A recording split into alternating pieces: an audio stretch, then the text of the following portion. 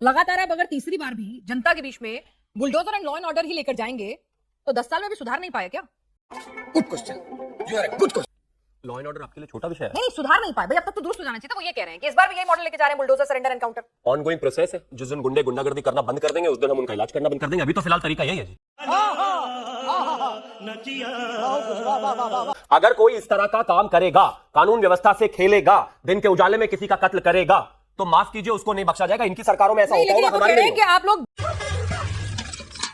अपने हो गया, अपने को सिर्फ पानी निकालना है। चलिए आज की बहस में देखते हैं कि शुभम त्यागी ने समाजवादी पार्टी के प्रवक्ता की बोलती बंद कर दी। जब मौलाना और समाजवादी पार्टी के प्रवक्ता ने आरोप लगाया कि धर्म देखकर बुलडोजर चलाया जाता है, तब शुभम त्यागी ने तथ्यों और आंकड़ों के साथ जवाब देते हुए पूरा डेटा जनता के सामने रख दिया। क्या विपक्ष के आरोपों की पोल खुल जाएगी? क्या तथ्यों के सामने सभी दावे टिक पाएंगे? चलिए शुरू करते हैं आज की यह बेहद दिलचस्प और जोरदार बहस, जो अंत तक आपको बांधे रखेगी। पिक्चर चालू करो बे। लगातार आप अगर तीसरी बार भी जनता के बीच में bulldozer and law and order ही लेकर जाएंगे तो 10 साल में भी सुधार नहीं पाए क्या? Good question, you are a good question. Law and order आपके लिए छोटा विषय है। नहीं, सुधार नहीं पाए भाई, अब तक तो दुरुस्त हो जाना चाहिए था। वो ये कह रहे हैं कि इस बार भी यही मॉडल लेके जा रहे हैं, bulldozer, surrender, encounter. Ongoing process है। जिस दिन गुंडे गुंडागर्दी करना बंद कर देंगे उस दिन हम उनका इलाज करना बंद कर देंगे। अभी तो फिलहाल तरीका यही है जी।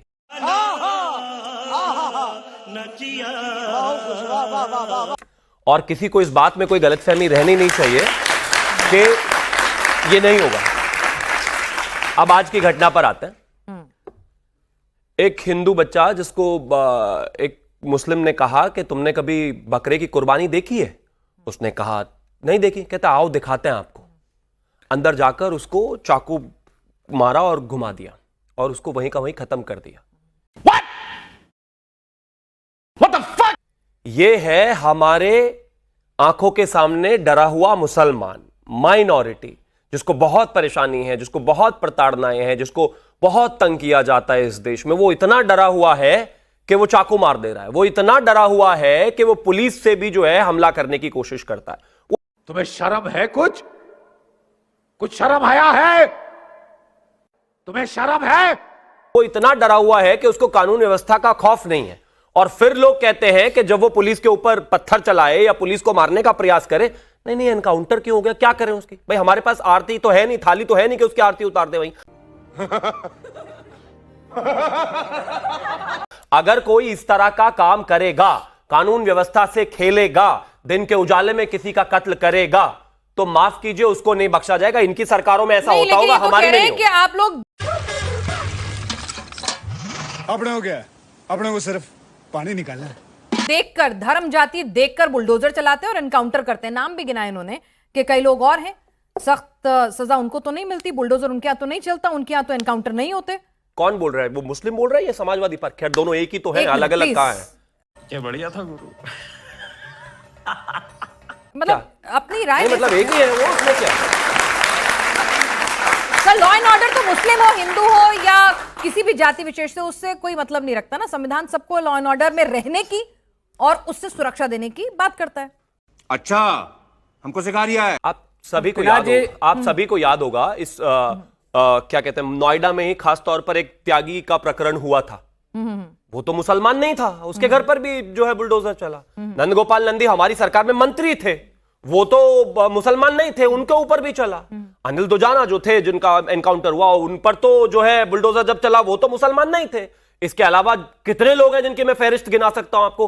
प्रॉब्लम दूसरी है, हिंदुओं के घरों पर चलता रहता है, कोई भी हो क्रिमिनल, मैं तो उसको हिंदू मुसलमान मानता ही नहीं, तो इनको दिखाई नहीं देता। लेकिन जैसे ही ये समाजवादी पार्टी या नमाजवादी पार्टी कुछ भी कह लो, इनके मुसलमानों पर चलता है, इनको दर्द होने लगता है।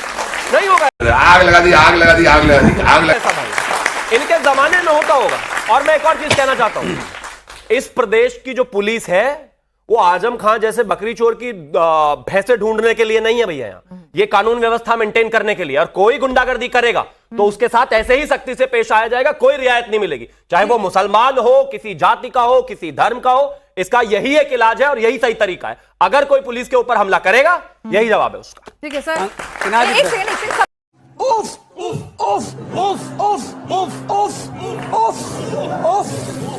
खत्म।